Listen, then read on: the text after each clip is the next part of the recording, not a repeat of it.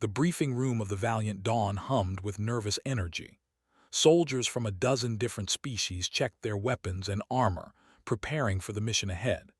The air smelled of gun oil and recycled oxygen, mixed with the distinct sense of various alien physiologies.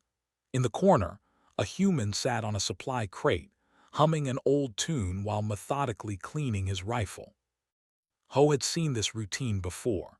Too many times to count, really. He stripped the weapon down with practiced ease, wiping each component clean before reassembling it. The muscle memory was so ingrained that he barely needed to look at what his hands were doing. Around him, other soldiers whispered nervously about the upcoming raid on the pirate stronghold. One watched the human with fascination. The young recruit had joined the Galactic Defense Coalition only 3 months ago, fresh from the training depot. His chitinous exoskeleton gleamed under the fluorescent lights by combat damage. Everything about him screamed inexperience, from the way he triple-checked his gear to the slight tremor in his manipulator appendages. The human seemed so calm, so casual. One had heard stories about humans, of course. Everyone in the coalition had. They were the species that had somehow survived on a death world, climbing their way up from primitive hunters to spacefaring warriors in an impossibly short time. But seeing one up close, right before a battle, was different than hearing stories. "Excuse me," one clicked in Galactic Standard, approaching the human. "Is this your first battle?" Ho looked up, and for a moment his weathered face was unreadable. Then he smiled, a crooked expression that didn't quite reach his tired eyes. "First today," he said, sliding the bolt back into his rifle with a satisfying click. "Maybe not the last." One's antennae twitched in confusion. "I don't understand, first today." "Already had 3 this morning, kid." Ho stood, slinging the rifle over his shoulder. "Smugglers hit one of our patrol ships at 600, boarded them, cleared the ship, secured the contraband. Then a convoy got jumped by raiders near the 4th moon. Had to fly escort and drive them off. Then some idiot freighter captain tried to navigate the asteroid belt without proper shielding, got his hull breached. Pulled a rescue op to get his crew out before the ship cracked in half. That was all this morning." "Yeah, got back around 1100, had lunch, and now we're doing this." Ho gestured vaguely at the briefing room. "Big raid on the Syndicate's base. Should be fun." Across the room, another human laughed. The squad leader walked over with her helmet tucked under one arm. She was shorter than Ho but carried herself with the same casual confidence. "Don't mind him, one. Ho's been running hot this week. Most humans don't do 3 combat drops before lunch." "Most days," Ho corrected. "Today was busier than usual." One felt his mandibles click nervously. In his species, warriors needed extensive rest periods between battles. The mental strain of combat required time to process, to recover. The idea of fighting 3 separate engagements in one morning seemed insane. How is that possible?" Shrugged. "It's just what we do, you'll see." Commander entered the briefing room, his aquatic suit gleaming. The water inside sloshed as he moved to the front of the room, his translator box crackling to life. "Attention, all units. We are approaching the Helios sector. Intelligence confirms the Syndicate has established a major base in the asteroid field. Their raids have killed thousands of civilians across 6 colonies. Today, we put an end to it." The holographic display flickered to life, showing the tangled mess of asteroids and the pirate base hidden within. One studied the tactical overlay. Multiple defensive platforms, patrol ships, and what looked like at least 2 capital ships. This wasn't going to be a simple raid. "We will divide into 3 strike groups," continued. "Group Alpha will engage their fleet. Group Beta will disable their defense platforms. Group Charlie, that's us, will board and capture their command vessel. We need their data cores intact, so demolitions will be limited." Ho raised his hand. "Rules of engagement, sir." "Standard combat protocols. Syndicate personnel are to be given 1 chance to surrender. After that, engage at will." "Understood." The briefing continued for another 20 minutes, covering approach vectors, communication protocols, and fallback positions. One absorbed it all, his training kicking in despite his nervousness. This was real. This was happening. His first actual combat operation. As the soldiers filed out toward the deployment bay, one found himself walking next to Ho again. "Aren't you nervous?" he asked. "About what?" "The battle, the danger. We could die out there." Ho considered this for a moment. Could die this morning too. Could die tomorrow. Could slip in the shower and crack my skull open. He paused to let a group of soldiers pass. Being nervous doesn't change anything. Either you're ready or you're not. And if you're not ready, being nervous still doesn't help. That's very pragmatic. That's human. Ho clapped him on the shoulder with one hand. "Listen, kid, you're going to be fine. Stick with the squad, follows orders, and don't try to be a hero. We'll get you through this." In the deployment bay, soldiers were climbing into assault shuttles. One squad gathered near Shuttle 7, checking weapons one final time. Guy, the demolitions expert, was humming the same tune Ho had been humming earlier. The human noticed one's questioning look. "Old Earth song," Guy explained, grinning. "From before we left the... Nobody remembers the words anymore, but the melody stuck around. Good marching rhythm." "You humans are strange," said the squad's reptilian warrior. He was massive, nearly 7 feet tall with scales like armor plating.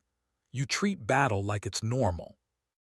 "It is normal," said, adjusting her medical pack. The human medic looked too small to be a soldier, but one had heard she'd saved more lives than anyone else in the unit. "At least it is for us.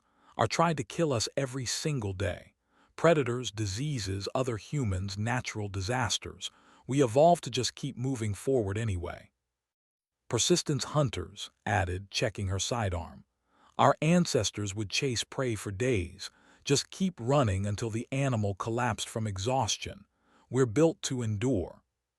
The shuttle engines roared to life. Soldiers strapped into their harnesses as the pilot's voice crackled over the intercom. "Flight time to AO is 12 minutes. Expect heavy resistance on approach." One's heart's hammered in his chest. 12 minutes. In 12 minutes he'd be in his first real battle. He glanced around at his. The non-humans looked tense, focused, ready. The humans looked like they were heading to another day at work. Ho caught his eye and winked. "Don't worry, one. This is the easy part. The real work comes after we land." The shuttle lurched as it detached from the Valiant Dawn. Through the viewport, one could see the asteroid field approaching, along with the first flashes of weapons fire as the battle began. His first battle. He just hoped he'd survive to have a second one. Somewhere in the shuttle, Guy started humming that old Earth song again. One by one, the other humans joined in. The shuttle bucked and twisted through the asteroid field, dodging both floating rocks and incoming fire. One's harness dug into his carapace as the pilot threw the craft into a hard turn. Around him, soldiers gripped their weapons. Some whispered prayers. Some sat in silence. The humans checked their magazines for the third time.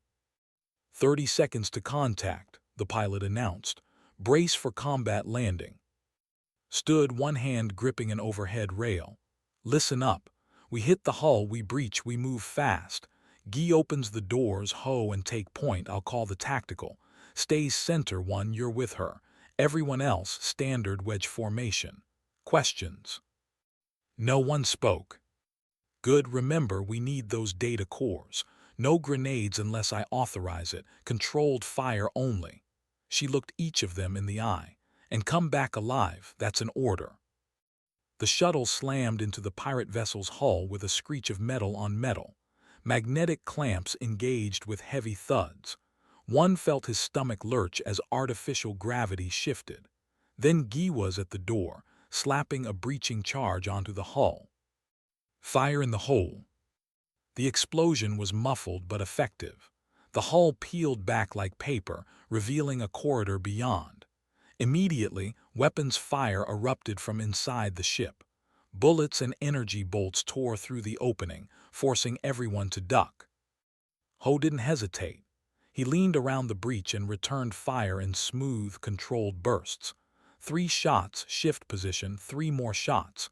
Beside him, roared and charged through the opening, his heavy armor absorbing the hits.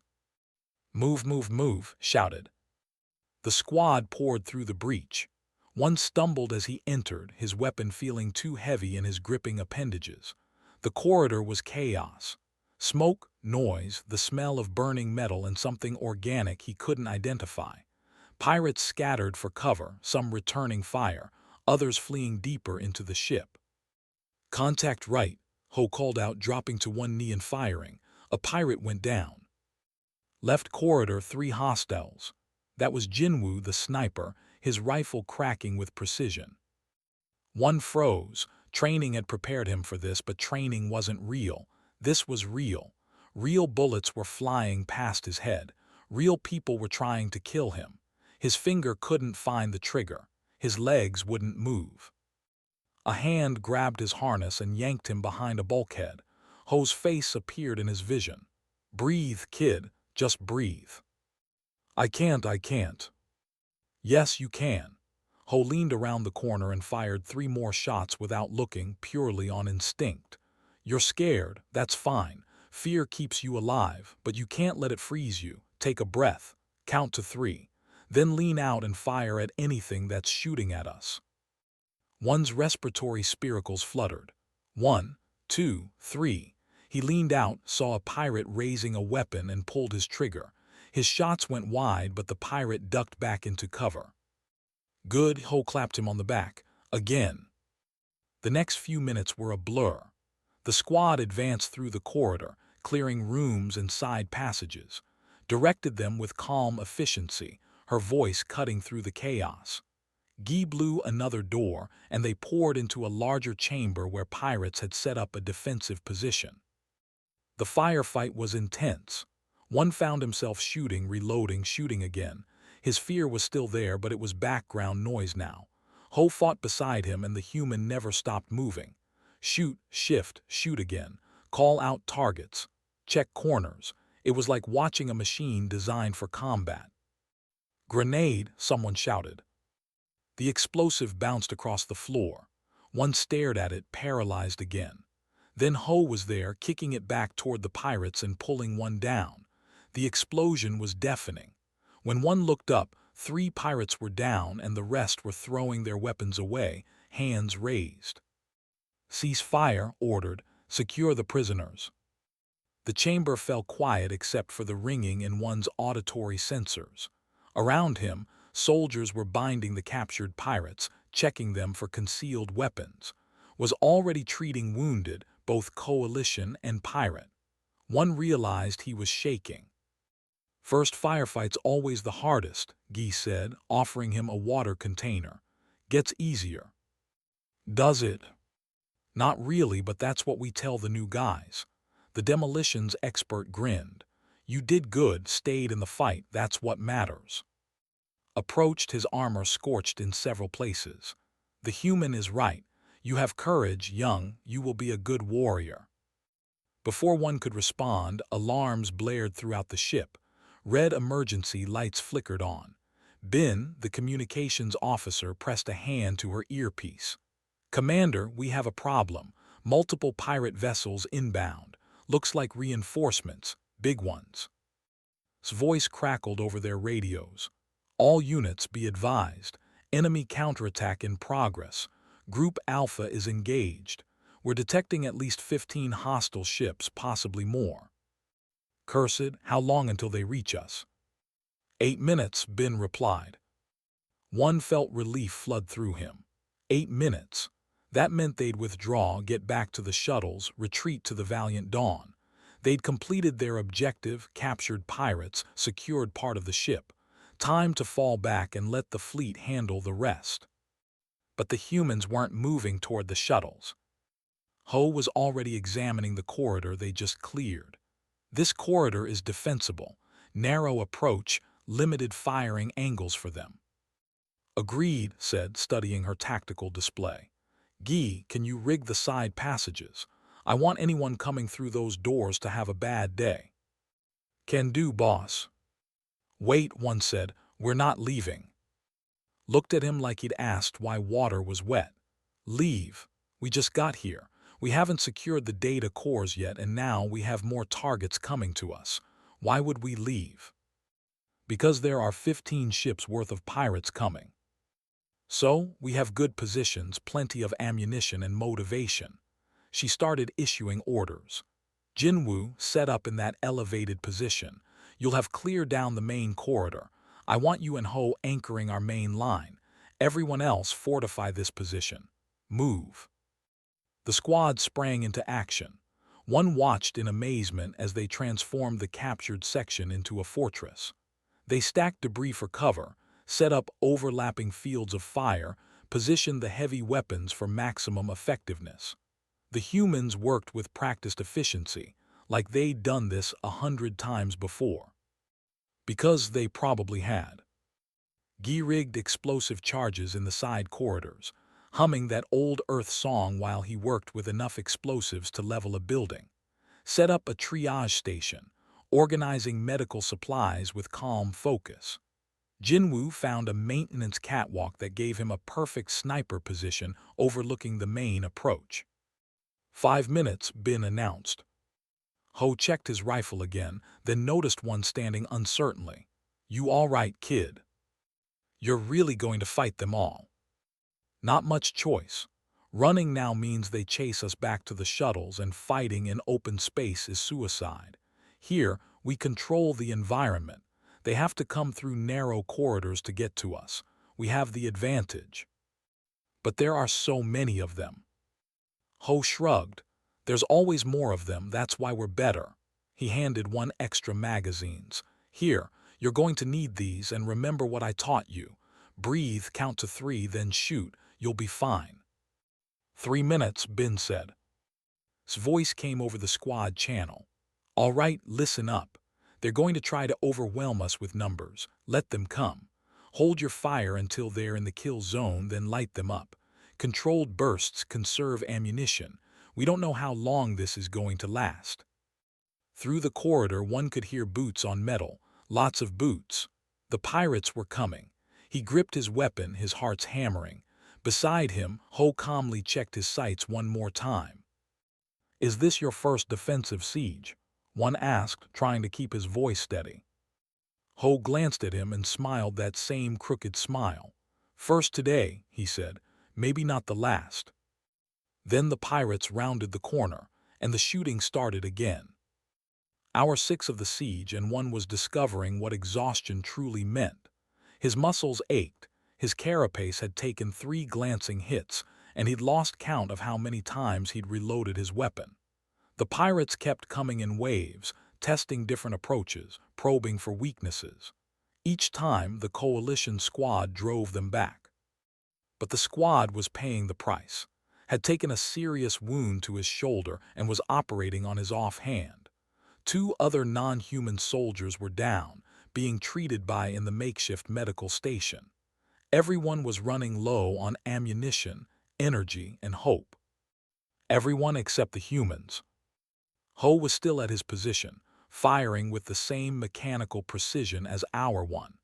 His uniform was torn, blood seeping through a bandage on his arm, but his hands were steady. Next to him, coordinated their defense while simultaneously treating her own leg wound. She'd been hit 40 minutes ago and hadn't even slowed down. Contact North Corridor, Jinwoo called from his perch. His rifle cracked and another pirate went down. The sniper had been in that position for over 5 hours straight, barely moving, barely blinking. One didn't understand how his eyes still worked.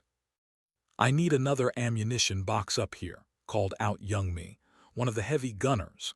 Before anyone could respond, Guy was already moving, hauling the heavy container across open ground while bullets sparked off the walls around him. He dropped it next to Youngmi and sprinted back to his position, never breaking stride. They're regrouping, Bin reported. She was monitoring 6 different communication channels while coordinating with the fleet and keeping track of friendly positions. Her voice was hoarse from talking for hours straight. "Looks like they're massing for another push. Big one this time." Checked her tactical display. "We're at 60% ammunition, water's running low, medical supplies are almost gone." She looked around at her exhausted squad. "We need to hold for another 42 hours until the fleet can break through to extract us." 42 hours. One felt his spirits sink. He was already spent, and they weren't even a quarter of the way through. The other non-human soldiers looked equally devastated. Species from across the galaxy, all trained warriors, all approaching their limits. "Rotation time," Ho announced. "Gi Jinwoo, you two get 4 hours. Eat, sleep if you can, then back on the line." 4 hours, one couldn't help but ask. That's not enough rest. "It's what we can spare," said. "The rest of us will cover. In 4 hours, 2 more humans rotate out. We keep cycling until relief arrives." "But you've been fighting for 6 hours already. You need rest too." Ho ejected an empty magazine and slammed in a fresh one. "I'll rest when I'm dead, kid. Until then, we hold this line." The pirates came again an hour later, and this time they brought heavy weapons. Explosions rocked the corridor as they tried to blast through the coalition defenses. Guy, freshly returned from his rest period, countered with his own demolitions. The corridor became a hellscape of fire and shrapnel. One fought through it all, but he was moving slower now. His reaction time was off. His aim was suffering. Twice, Ho had to cover for him when he fumbled a reload. The human never complained, just kept shooting. Hour 12 came and went. Then hour 15. The galaxy's concept of time stopped meaning anything. There was only the next wave, the next reload, the next prayer that the ammunition would last. One watched his non-human rotate through rest periods, taking 6 to 8 hours to recover enough to fight again. The humans took 4 hours and came back ready for more. During a brief lull around hour 18, one collapsed against a bulkhead next to Ho. The human was eating something from a ration pack, barely tasting it, just refueling his body. His face was gray with fatigue, his eyes red-rimmed, but he was still functional. One asked, "How are you still going?" Ho swallowed his food and took a drink of water. "You know what humans used to do on Earth? Before we had technology, we'd chase animals, big ones, faster than us, stronger than us, but we just keep chasing them. Day after day if we had to, we'd track them, follow them, never let them rest. Eventually they'd collapse from exhaustion. Then we'd eat them." "That's horrifying." "That's survival." He finished his ration and pulled out a small tube of stimulant gel. "Every species has their advantage. Yours has those enhanced sensory organs. People have natural armor, humans. We're built to just keep going. Our cardiovascular system, our sweat glands, our leg structure, even the way our brains process pain. Everything about us is designed for endurance." He squeezed the stimulant gel into his mouth and grimaced. "Doesn't mean it doesn't hurt. Doesn't mean we don't want to stop. We just don't let ourselves." "Contact," Bin shouted. "Heavy assault all corridors." Ho was on his feet instantly, fatigue shoved aside by training and willpower. Here we go again. Hour 24 marked a full day of continuous combat. One was hallucinating from exhaustion, seeing shadows that weren't there. Gave him a stimulant shot that helped, but he knew it was just borrowing energy his body didn't have. The other non-humans were in similar shape. Jinwoo was still on his sniper perch. 19 hours he'd been up there, with only brief breaks for food and water. His hands trembled slightly now, and one could see the strain around his eyes, but every shot still found its target. The human's focus was absolute. "How much ammunition do we have left?" asked during hour 30. 30%, Bin replied. "Maybe less if they keep hitting us this hard." "We need to make every shot count then. Single fire only unless they breach our line." The pirates seemed to sense weakness. Their attacks became more aggressive, more desperate. They knew the coalition squad had to be running dry. Around hour 35, they nearly broke through the southern corridor. Only Ho's quick thinking, using one of Gee's remaining charges to collapse part of the passage, saved them. Hour 40 arrived. One was surprised he was still alive. Most of the non-human soldiers were down, either wounded or simply too exhausted to continue. The humans comprised nearly the entire defensive line now, called targets with a voice like gravel. Young Mi's hands were blistered from operating the heavy gun, but she never stopped firing. Gee was down to his sidearm, having expended all his demolitions. And Ho just kept shooting. During hour 43, with relief less than 5 hours away, the pirates launched their largest assault yet. They must have gathered every remaining soldier on their ships for one final push. The corridor filled with bodies, all firing, all screaming, all desperate to break through. "Hold the line," roared. "Don't give them an inch." One fired until his weapon clicked empty. He reached for another magazine and found nothing. He was out. Around him, others were running dry too. The pirates sensed victory and surged forward. Then Ho was there, pressing his own sidearm into one's hands. "Use mine. I've got this." The human picked up a fallen pirate's rifle and kept firing. The assault broke against them like water against stone. The humans refused to yield. When they ran out of bullets, they used melee weapons. When those broke, they used debris. When there was nothing else, they used their fists. The pirates, despite their numbers, couldn't break soldiers who simply would not break. Finally, blessedly, the pirate assault faltered and retreated. The corridor fell quiet except for the groans of the wounded and the ragged breathing of the survivors. Hour 48 came with the arrival of coalition reinforcements. Fresh troops poured through the corridors, securing the area, providing relief. Medical teams rushed to treat the wounded. Supply officers distributed ammunition and water. The reinforcement commander, a decorated Aquarian officer, surveyed the scene with disbelief. "You held for 2 full days. How many troops did you have?" "Started with 14, reported. Her voice was barely a whisper now. "Down to 9 combat effective." "9? You held against a pirate with 9 soldiers." "5 actually. The other 4 are humans, so they count as more." One watched medics swarm over his.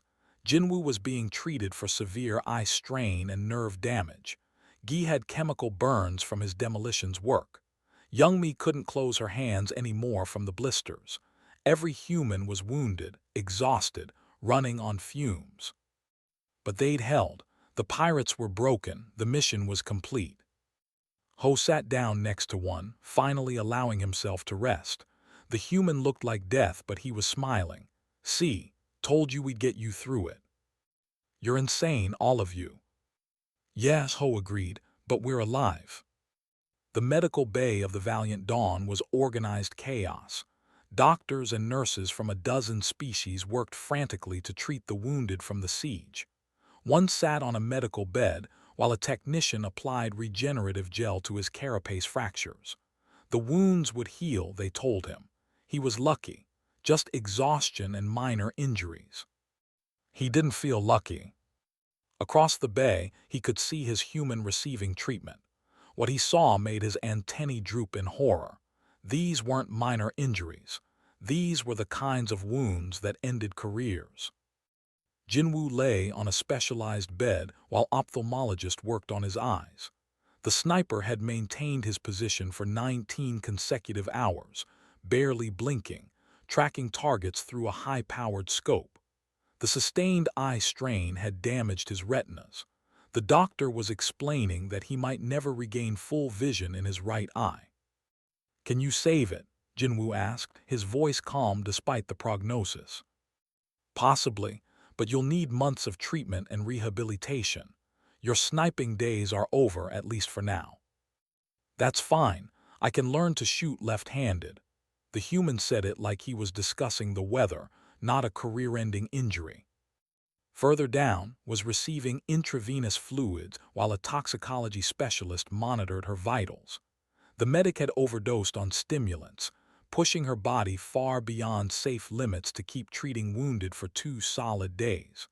Her hands trembled uncontrollably, and her heart rhythm was dangerously irregular. "You could have died," the specialist said, not hiding his disapproval. "Another dose might have triggered cardiac arrest." Smiled weakly, "But I didn't take another dose, and everyone I treated survived." "That's not the point." "That's exactly the point." Guy was in the next section, being treated for chemical burns on his hands and arms. The demolitions expert had handled unstable explosives without proper protection, mixing compounds in battlefield conditions that should only be prepared in laboratories. The burns were second and third degree. The skin would heal, but the scarring would be permanent. "You'll need skin grafts," the burn specialist explained. "Multiple procedures over several months." "Will I be able to work with explosives again?" "Eventually, yes, but you need to understand the risks you took. These compounds you were mixing in those conditions with that level of contamination. You should have lost your hands entirely." Guy looked at his bandaged hands and shrugged. "But I didn't, and we held the line." The pattern was the same across all the wounded humans. Severe injuries that resulted from pushing their bodies past reasonable limits. Stress fractures from hours of continuous weapons fire. Dehydration so extreme it damaged kidneys. Stimulant toxicity. Sleep deprivation that had caused minor neurological damage. And not one of them seemed to think it was unusual. Youngmi had nerve damage in her hands from operating the heavy gun for extended periods without proper breaks. The recoil and vibration had literally damaged her nervous system. She'd need surgery and physical therapy to regain full function. She accepted the diagnosis with the same calm as the others. Ho was having his hands examined by a bone specialist. X-rays showed hairline fractures in multiple fingers and both wrists. The sustained recoil from his rifle, compounded by dehydration and exhaustion, had literally cracked his bones. One watched as the doctor shook his head in disbelief. "You kept firing with broken bones." "Didn't have much choice," Ho replied. "Pirates weren't going to stop shooting at us just because my hands hurt. This is going to require extensive healing. I'm recommending light duty for at least 6 weeks. Can I still shoot?" "Absolutely not. Not for 6 weeks minimum." Ho frowned. "What about 4 weeks?" "Did you hear what I just said?" "I heard you. I'm negotiating." The doctor threw up his manipulators in exasperation and moved to the next patient. One finished with his treatment and approached Ho's bed. The human was being fitted with supportive braces for his hands. "I heard what the doctor said. Your hands are broken." "Fractured," Ho corrected. "There's a difference." "Is there? You kept fighting with broken bones. All of you did. You pushed yourselves until your bodies literally broke apart." "That's the job." "No, it's not. The job is to fight and survive, not to destroy yourselves in the process." One gestured around the medical bay. "Look at this. Look at what you've done to yourselves. Jinwoo might never snipe again. Almost died from stimulant overdose. Geese hands will be for life, and you're acting like this is normal." Ho was quiet for a moment, then he sighed. "Sit down, kid." One sat. "You're right," Ho said. "This isn't normal, not for most species. You fight until you're tired, then you rest. You fight until you're hurt, then you retreat. That's sensible. That's reasonable. That's what any sane being would do." He held up his braced hands. "But humans aren't wired for reasonable. We're wired for survival at any cost.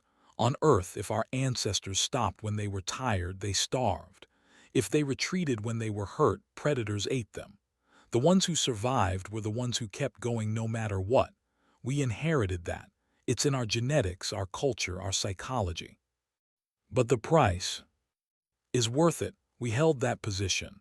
We saved the data cores. We stopped the pirate counterattack. Yes, we paid for it with our bodies, but everyone survived. If we'd given up when the pain started, when the exhaustion hit, when common sense said to retreat, we'd all be dead, and the pirates would have won. One struggled to process this. So you accept this, the injuries, the damage, all of it. We don't accept it. We just consider it part of the equation.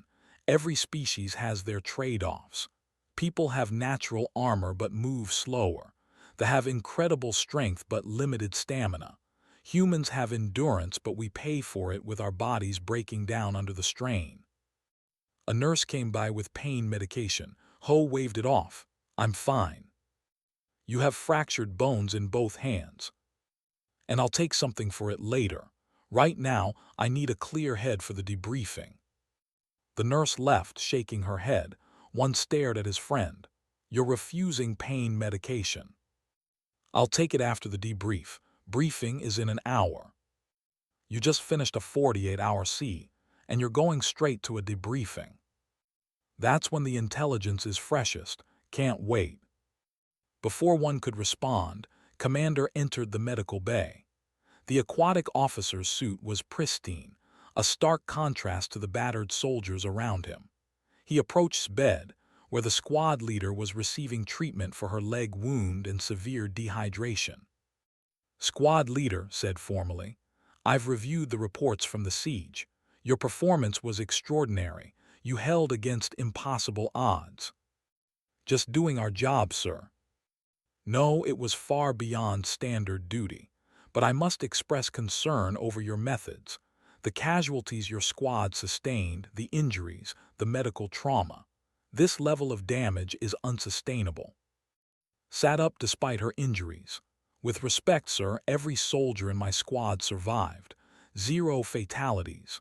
We completed our objective and the enemy a strategic victory. Yes, we're injured, but we're alive and we won. By destroying your bodies in the process, this is recklessness. This is human doctrine, countered. Every species contributes what they can to the coalition. The Aquarians provide strategic thinking. They provide raw power. The reptilians provide warrior discipline. Humans provide the ability to keep fighting when everyone else says it's impossible. That's our value. That's why you recruit us. Your value shouldn't come at the cost of permanent injury. Ho spoke up from his bed. Permission to speak, sir. Turned, granted. Commander, with respect, you're looking at this wrong. You see injured soldiers and think we failed. We see soldiers who accomplished the mission despite overwhelming odds. These injuries heal. Death doesn't. Every person in this bay will recover and fight again. That's the trade-off we make. The commander was silent for a long moment. I don't understand you humans. I don't understand how you can so casually accept such damage to yourselves. Because it's not casual, sir. We know exactly what we're doing and why. We calculate the risk, we accept the cost, and we do what's necessary. That's what makes us human. Looked around the medical bay at all the wounded humans. Then he nodded slowly. Very well. The debriefing will be postponed until tomorrow. All of you are ordered to rest and recover. That's not a request. After he left, Ho turned to one. See, even the commander doesn't get it. Nobody does except other humans. I'm starting to, one said quietly. I still think you're all insane. Ho grinned. We are, but we're effectively insane. 3 months later, the Valiant Dawn hung in orbit above a planet. Intelligence had finally located the Syndicate's main fortress, built into the ruins of an ancient city. Every pirate operation in the sector traced back to this world. Every raid, every attack, every civilian death originated from the command bunkers buried deep beneath the surface. Today, the coalition was ending it. One checked his gear for the 5th time. His carapace had healed well, leaving only faint stress lines where the fractures had been. He was stronger now, more confident. 3 months of combat had turned him from a nervous recruit into a tested warrior. He'd learned from the best teachers possible. The humans. Ho stood nearby, flexing his hands. The braces were gone, but subtle scars marked where the fractures had been. He'd been back on active duty for 6 weeks, despite the doctor's recommendation for 8. He moved with the same casual confidence as before, but one noticed he occasionally winced when gripping his rifle too tightly. Jinwoo was adjusting his scope. The sniper's right eye was still weak, but he'd adapted by strengthening his left. His accuracy was almost back to pre-injury levels. Almost. He never complained about the loss. He just worked harder. Was distributing medical supplies to the squad. Her hands didn't shake anymore, and her heart had recovered from the stimulant damage. She'd been restricted from using combat drugs for a month, which she'd loudly protested the entire time. Now she was back to her usual efficient self. Guy was carefully loading demolition charges into his pack. His hands bore permanent scarring from the chemical burns, raised tissue that would never fully fade. He wore the scars with pride, occasionally showing them to new recruits as proof of the siege. The briefing room was packed with soldiers from every coalition species. Young, the fleet commander, stood at the holographic display. The human admiral was older than most of the fighters, gray-haired and decorated with more medals than one could count. "This is it," Young began. "The Syndicate's last stronghold. Intelligence estimates 15,000 pirates fortified in that complex. They have orbital defenses, ground-based artillery, and layers of underground bunkers. This will be the largest ground assault in coalition history." The hologram showed the fortress complex. It was massive, sprawling across 50 square kilometers of ruined cityscape. Defensive positions bristled from every vantage point. This wasn't going to be a raid. This was going to be a war. 3 assault groups will hit simultaneously, Young continued. Group 1 takes the northern approach and disables the artillery. Group 2 secures the orbital defense platforms. Group 3, that's us, goes straight for the throat. We're breaching the main fortress and capturing or destroying their command center. Raised her hand. "Rules of engagement, sir." "Standard protocols. Offer surrender once. After that, engage at will. But remember, our goal is to end the Syndicate, not massacre everyone. Give them the chance to quit." "And if they don't?" Young's expression hardened. "Then we make sure they can't hurt anyone ever again." The briefing continued for an hour, covering approach vectors, fallback positions, and extraction protocols. One absorbed it all, but his mind kept drifting to the scale of what they were about to attempt. 15,000 enemies. Fortified positions. This made the pirate vessel siege look like a training exercise. After the briefing, the squad gathered in the deployment bay. Their shuttle pilot was running pre-flight checks. The young human woman had a reputation for flying through impossible situations and bringing everyone home alive. She nodded to them as they approached. "Heard you're hitting the main fortress," she said. "I'll be standing by for extraction. Try not to take 48 hours this time. I need my beauty sleep." Guy laughed. "We'll try to wrap it up quick." "Sure you will," climbed into her cockpit. "I'll see you on the other side. Try to stay alive." One found himself standing next to Ho again as they waited to board. The human was checking his rifle with the same methodical care as always. 3 months ago, one had been terrified of his first battle. Now he was heading into his biggest one yet, and while fear was still there, it was manageable. He'd learned to function through it. "Nervous?" Ho asked. "Yes, you. Always am before the big ones." "Really, you never show it." Ho smiled. "That's because fear is internal. No point broadcasting it to everyone else. Just acknowledges it's there and keep moving forward anyway." "Is that another human philosophy?" "That's just good tactics." The fleet opened fire on the orbital defenses. One watched through the viewports as energy beams and missiles streaked through space. The fortress fired back, its weapons scarring the void with defensive fire. Ships on both sides took hits. Some exploded. Others limped away, trailing atmosphere. "All assault shuttles launch," Young's voice commanded. The deployment bay erupted with activity. Hundreds of shuttles launched simultaneously, carrying thousands of soldiers toward the planet's surface. One shuttle shook as they entered the atmosphere, anti-aircraft fire bursting around them. 30 seconds, called back. It's going to be a hot landing. The shuttle took a hit, alarms blaring. Cursed and compensated, keeping them in the air through skill and determination. They slammed into the ground hard enough to rattle one's teeth. The rear ramp dropped. Go, go, go. The squad poured out into hell. The fortress's outer defenses opened up with everything they had. Bullets, energy weapons, explosives, all converging on the landing zone. Soldiers from dozens of species hit the ground running, seeking cover, returning fire. The noise was deafening. One ran with his squad, firing at muzzle flashes in the ruins ahead. A building exploded to his left. Shrapnel peppered his armor. He kept running. Beside him, Hull moved with practiced efficiency, shooting, advancing, shooting again. There, pointed to a massive blast door set into the fortress wall. That's our entry point. Guy, get that door open. They fought their way forward meters at a time. The casualties were horrific. One saw soldiers from every species falling, wounded or worse, but they kept pushing. The humans led the advance, seeming to draw energy from the chaos rather than being depleted by it. Guy reached the door and started placing charges. Enemy fire concentrated on his position.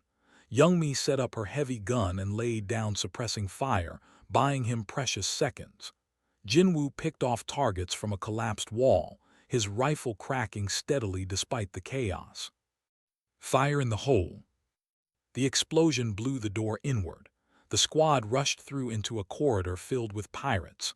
The firefight was immediate and brutal. One found himself fighting side by side with Ho, their movements synchronized from months of training together. The human covered his blind spots instinctively. They pushed deeper into the fortress, clearing rooms and corridors. The fighting was intense, worse than anything one had experienced. Several times they were nearly overwhelmed. Each time the humans anchored the line and held. Hours passed in a blur of gunfire and explosions. One lost track of time. He was wounded twice, minor hits that patched up without stopping. They kept advancing. The fortress was massive, a labyrinth of corridors and defensive positions.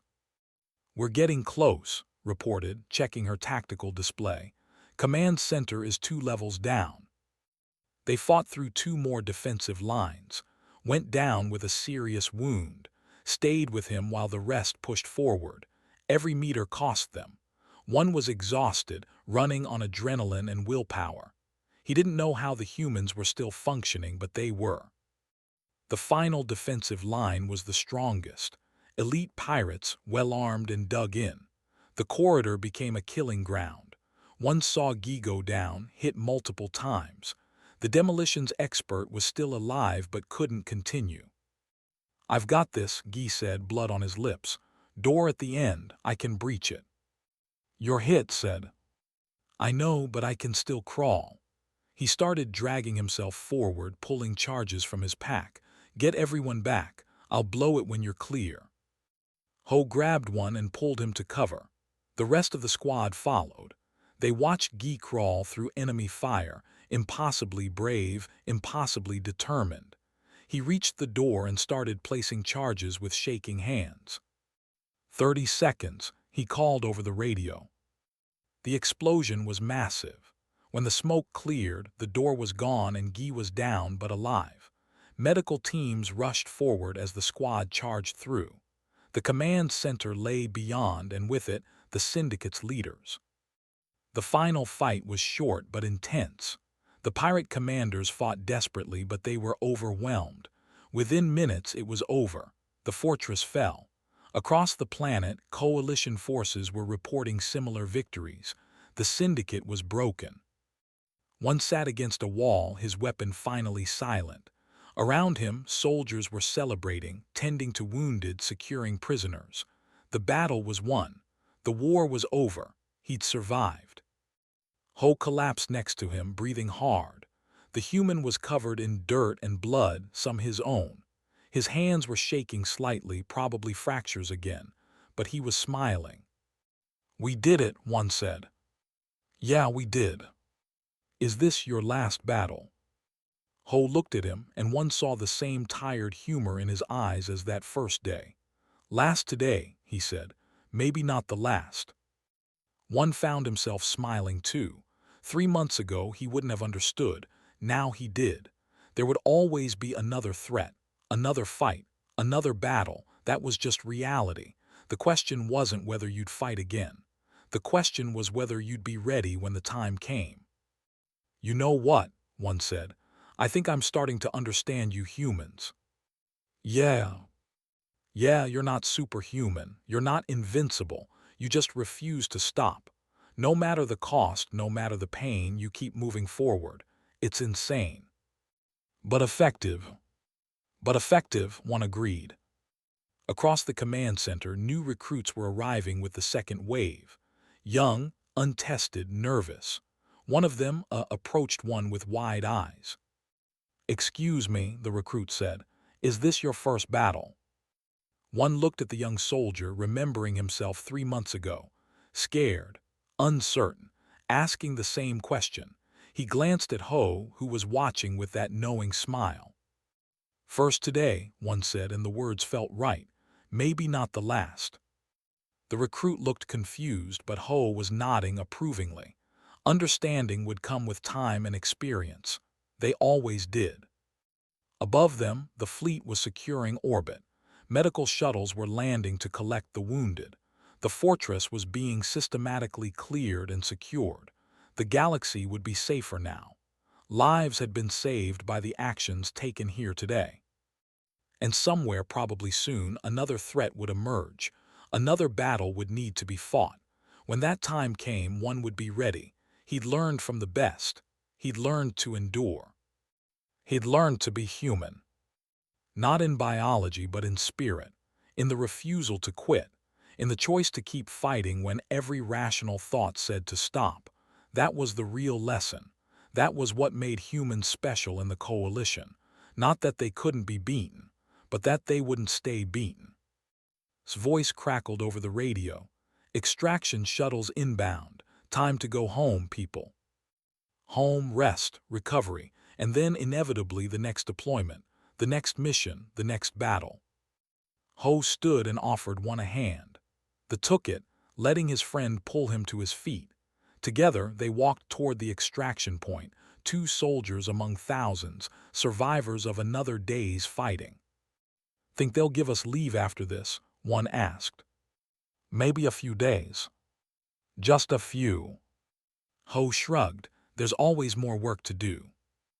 One laughed, surprising himself. 3 months ago, that thought would have terrified him. Now it just seemed like reality. There would always be more battles. The key was being ready for them. They boarded the extraction shuttle with the rest of their squad. As they lifted off, one looked down at the fortress below. They'd won. The cost had been high, but they'd won. And when the next battle came, they'd win that too. Because that's what soldiers did. That's what humans did. They kept fighting, kept enduring, kept moving forward no matter what stood in their way. First today, maybe not the last. But always ready.